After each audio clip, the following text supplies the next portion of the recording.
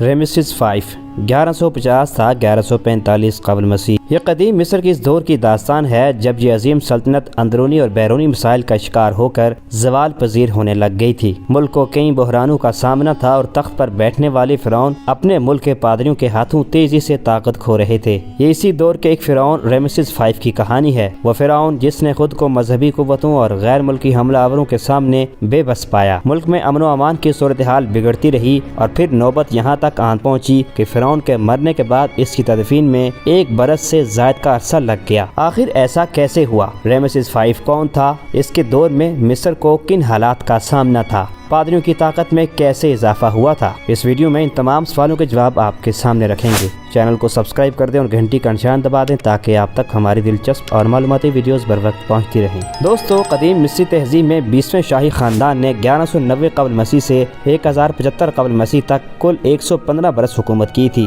یہ مصری تہذیب کے ترقی اور خوشحالی کے اہم ترین دور یعنی نئی بادشاہت کے زمانے میں حکومت کرنے والی آخری فیملی تھی۔ تاریخ دان اس خاندان سے فرعون بننے والے رمیسیس سوم کو نئی بادشاہت کے دور کا آخری طاقتور فرعون سمجھتے ہیں۔ رمیسیس سوم 20ویں شاہی فیملی کا دوسرا حکمران تھا۔ اس کے بعد اس کا بیٹا رمیسیس 4 تخت نشین ہوا جس نے 1150 قبل مسیح تک 6 برس حکومت کی۔ رمیسیس 5 چہارم کا بیٹا تھا جو اپنے باپ کے انتقال پر اس شاہی خاندان کا چوتھا حکمران بن گیا۔ مورخین کے مطابق جب رمیسیس 5 تخت نشین ہوا اس وقت ملک کے ایک اہم دیوتا امن کے مذہبی پیشوا انتہائی طاقتور ہو چکے تھے۔ دراصل مصری مذہب میں 2000 سے زائد دیوتاؤں کی پرستش کی جاتی تھی۔ ان میں سے امن دیوتا ایسا تھا جسے تمام خداؤں کے بادشاہ کا رتبہ دیا گیا تھا، یعنی اس دیوتا کا مقام سب سے اونچا تھا۔ جب دیوتا کا مقام بلند تھا تو اس کے پادریوں کا مذہبی اور مالی رتبہ بھی عروج پر تھا، اتنا بلند کہ وہ فرعون رمیسیس 5 سے زیادہ بااثر اور طاقتور ہو چکے تھے۔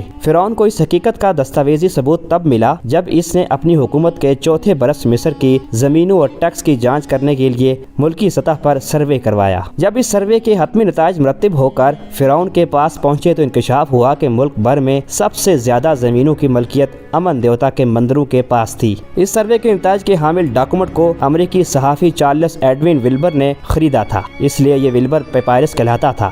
یہ پرانے زمانے کی اہم اور دلچسپ دستاویز ہے جس سے قدیم مصر کے معاشی امور سے متعلق کئی اہم معلومات کا پتہ چلتا ہے۔ تو اس دستاویز میں موجود مواد کے مطابق رمیسیس 5 کی حکومت میں ریاست اس نہج پر پہنچ چکی تھی کہ جہاں ایک مذہبی طبقہ سب کچھ کنٹرول کرنے کی پوزیشن میں تھا۔ تاہم قدیم مصر کے لیے یہ کوئی نئی بات نہیں تھی۔ ماضی کے فرعون اس ابھرتے خطرے سے نہ صرف آگاہ تھے بلکہ اس کے تدارک کے لیے کوششیں بھی کر چکے تھے۔ اس حوالے سے سب سے انقلابی اقدام رمیسیس 5 سے 200 برس قبل فرعون بننے والے اخیناتن نے اٹھایا تھا۔ دوستو، اخیناتن نے مصر کے تمام دیوتاؤں کو ختم کر کے صرف ایک دیوتا کی عبادت کا حکم دیا تھا۔ مصر کے اس واحد دیوتا کا نام اتن تھا۔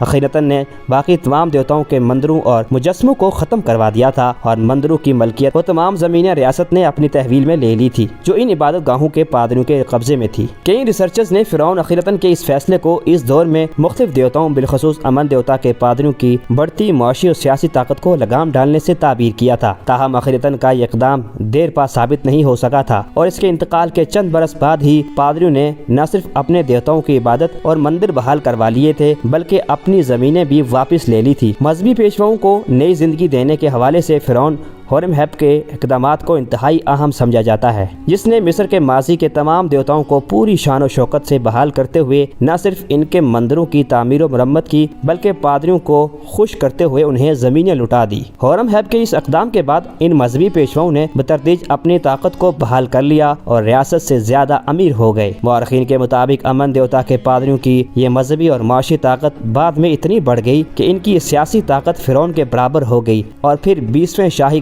کی حکومت کے آخری برسوں میں ایک ایسا وقت آ گیا کہ امن دیوتا کے ان پادریوں نے حکمرانی کا دعویٰ کر دیا اور کئی برس تک مصر کے اہم ترین حصے بالائی مصر کو براہ راست کنٹرول کرنے لگے۔ انسائکلوپیڈیا پر دستیاب معلومات کے مطابق بالائی مصر میں موجود اہم مذہبی شہر تھیبس میں امن دیوتا کا پادری اعلیٰ ہیری ہور خود کو بادشاہ قرار دینے والا ایسا پہلا حکمران تھا۔ یعنی مذہبی پیشواؤں کی روز بروز بڑھتی طاقت بالآخر ملک کو سیاسی عدم استحکام اور ٹوٹ پھوٹ کی جانب لے ہی گئی تھی۔ دوستو، رمیسیس 5 کے دور میں پادریوں کی طاقت میں بے تحاشا اضافہ بڑا مسئلہ نہیں تھا بلکہ ملک کے اندرونی حالات بالخصوص امن و امان بھی کافی بگڑ چکا تھا۔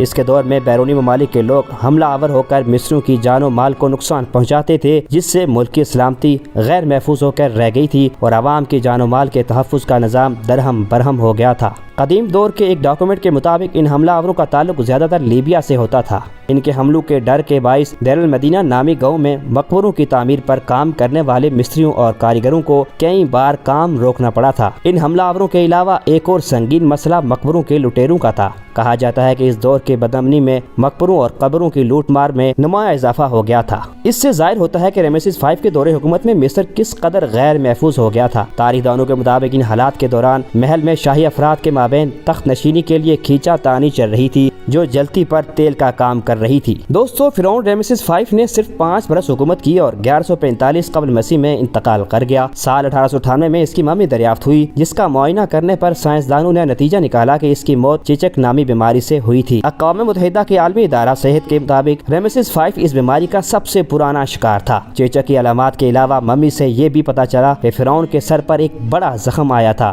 تاہم یہ معلوم نہیں ہو سکا کہ یہ زخم فرعون کی موت سے پہلے لگا تھا یا مرنے کے بعد۔ اہم بات یہ ہے کہ فرعون کی موت کے بعد اس کی تدفین کے عمل میں 1 برس سے زائد کا وقت لگ گیا تھا، جو کہ انتہائی غیر معمولی اور حیران کن چیز تھی۔ اس حقیقت کا انکشاف اس کے بعد آنے والے فرعون رمیسیس ششم کے دور کی ایک تحریر سے ہوا، جس میں یہ بتایا گیا تھا کہ رمیسیس پنجم کی تدفین رمیسیس ششم کی حکومت کے دوسرے برس میں ہوئی تھی۔ دوستو، مصر میں بادشاہ کے مرنے کے بعد اس کی تدفین پر عموماً 70 روز کا وقت لگتا تھا۔ تدفین پر اتنا لمبا وقت اس لیے لگتا تھا کہ کیونکہ مرنے والوں کی لاشوں کو ممیاں بنا کر محفوظ کرنے کا رواج تھا، جس پر 70 روز کا عرصہ لگ جاتا تھا۔ تدفین کے لیے دوسری اہم چیز مقبرہ ہوتی تھی، جسے حکمران خاندان اکثر اپنی زندگی میں ہی بنوا لیتے تھے، لیکن فرعون رمیسیس 5 کی تدفین پر 70 روز کے بجائے 1 برس سے زیادہ بیتا۔ آخر تدفین میں اتنی تاخیر کی وجہ کیا ہوگی؟ اس کے لیے تاریخ دانوں نے کئی مفروضے پیش کیے۔ بعض کے مطابق ایک ممکنہ وجہ یہ ہو سکتی ہے کہ رمیسیس 5 کے انتقال کے وقت اس کا مقبرہ نامکمل ہو، جس پر مزید 1 برس سے زائد لگ گیا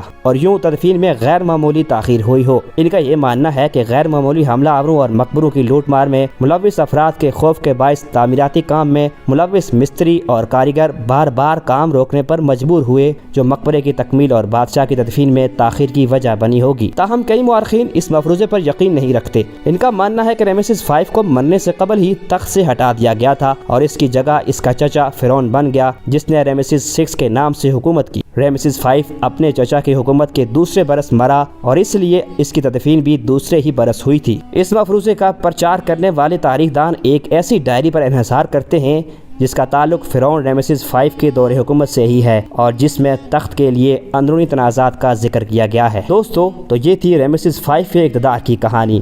امید ہے آپ کو ہماری یہ ویڈیو پسند آئی ہوگی۔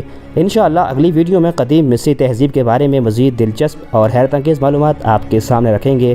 تب تک کے لیے اللہ حافظ۔